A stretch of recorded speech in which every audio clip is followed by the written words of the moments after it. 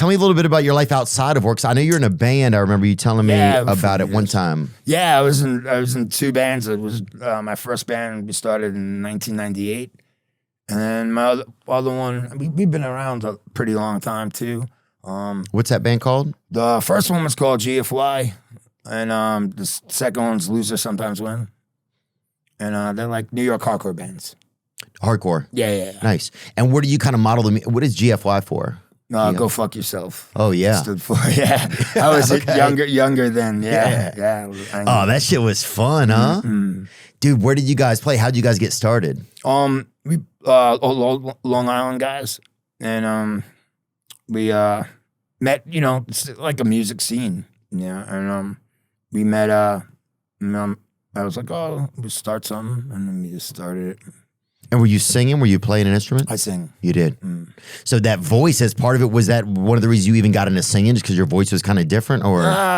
It's like, it just happens to be that my voice kind of fit the hardcore thing, but I liked hardcore way before that. But kind of like started listening to hardcore punk rock music when I was really young. But yeah, I was just into I got into heavy metal and like Black Sabbath and all that. And then when I started hitting my early teens, I wanted to find something that kind of like fit more of where I was, and more like working man, like street music and stuff. So I found hardcore and just fell in love with it from then. And I'm still that's what I listen to. I listen to not everything. Actually, I don't like people who say they listen to everything, but I listen to a lot of types of music. But let's take a gander at some of it. Let's take an ear gander here at a little bit of it.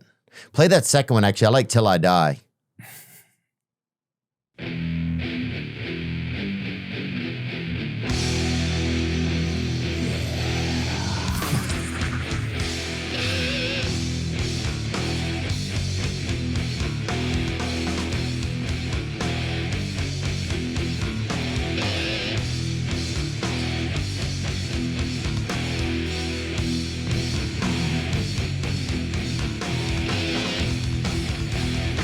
Yeah, you boy. like that? Yeah. Did you come in on this? Yeah, I think right after the intro. Who the hell are you? We came to wreck everything and ruin your life. God sent us. Yeah, that's my. And there's two singers in this band.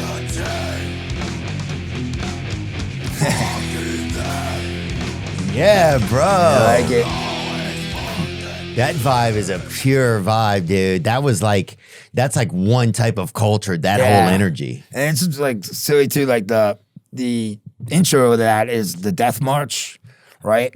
And it was like Halloween, and I pressed this thing, and that's what it was like. Din, din, din, din, din, din, din. So I went to my guys. I'm like, yo, play the Death March. Yeah. And there you go. What are the ladies like that would come to those shows? Like, So what was that's that how like? I met my wife. Really? Yeah. Oh, so pretty good. Show. Yeah. Yeah, that's it. So from right before the band started or whatever, I met her, and then. So, where did you meet her at? Like, take me through that. At the band Hatebreed, at a Hatebreed show. Hatebreed? Yeah. Bring them up. They're famous. And are they out of New York? No, Connecticut. They're famous now. They play huge shows. Yeah, I think I've heard their name before. Yeah. And so were you guys just like, were you at the concession stand, or were you just like kind of like just I in don't know the if there's a mosh concession pit? stand, but Yeah. It's just tongue piercings and vodka at it. Yeah, where'd you meet her at?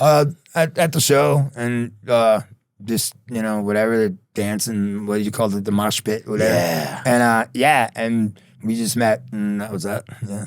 Dude, those pits are fun, kind of, if you can coordinate the pits. Do you ever do that when you're on stage where you like, all right, everybody to this side and this side, and then you make a merge? Like, I was at a Suicide Boys show not long ago. Yeah, well, and there was probably a lot more people at that show than my shows.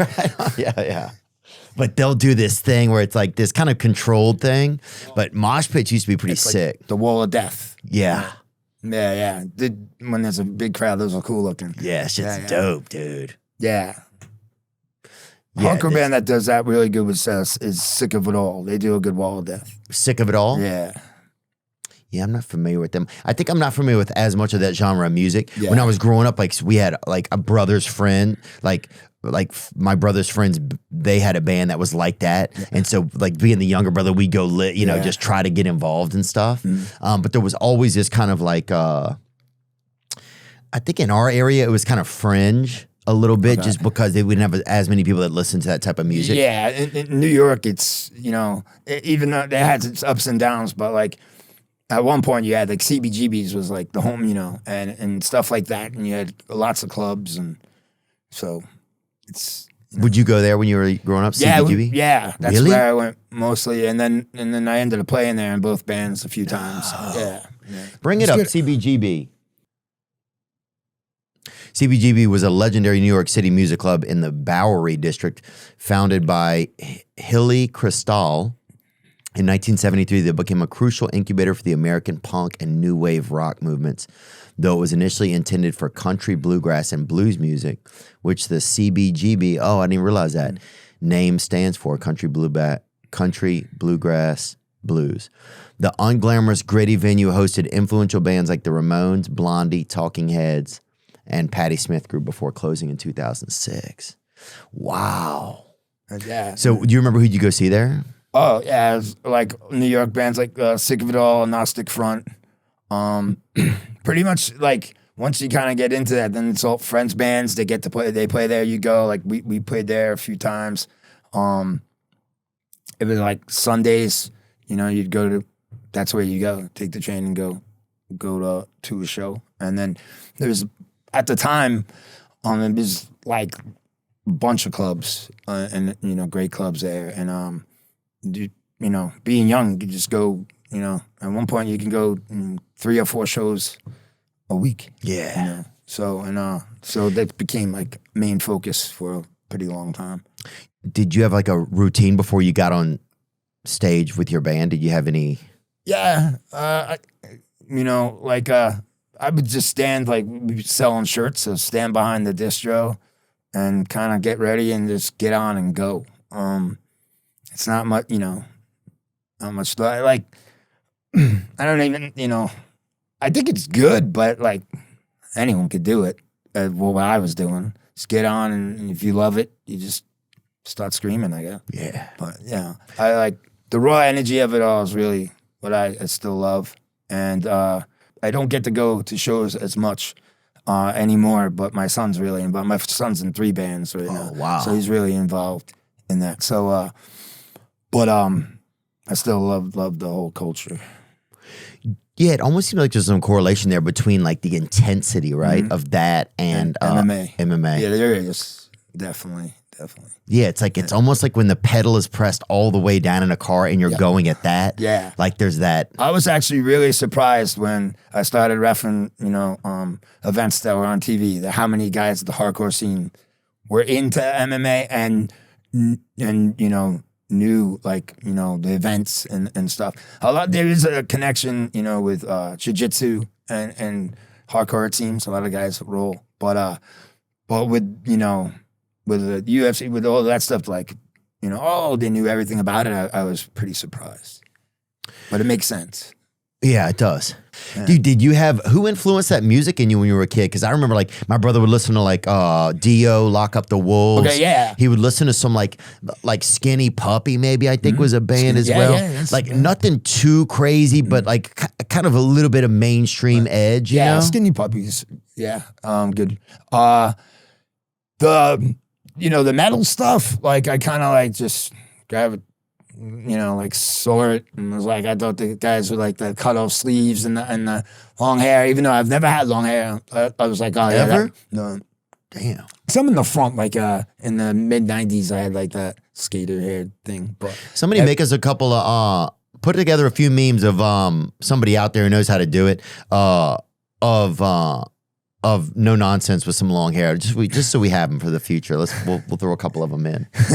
Or we'll put this clip online and put a couple of them in. I'd love to just see that. Yeah, dude, I can't believe you didn't even try it. Yeah, no. And then just that whole era. And then like my brother, as he was going, he started listening to like the different metal, but like Van Halen and stuff like that. So we kind of got Motley Crue. Yeah. Like my first ever concert was Poison. I went with my brother. He was a few years older. So I went, and then my second one was Motley Crue. And, Fuck, dude, that's so sick, bro. On Dr. Feelgood tour. He's oh my God, like a man. Yeah, We've had Tommy Lee on here. Awesome. Yeah, that's crazy. That's great, Yeah. dude. So that tour, he played like up on the ceiling, and he just like did like even I think it was like AC/DC like cover songs, and just like went across the ceiling. It's pretty cool.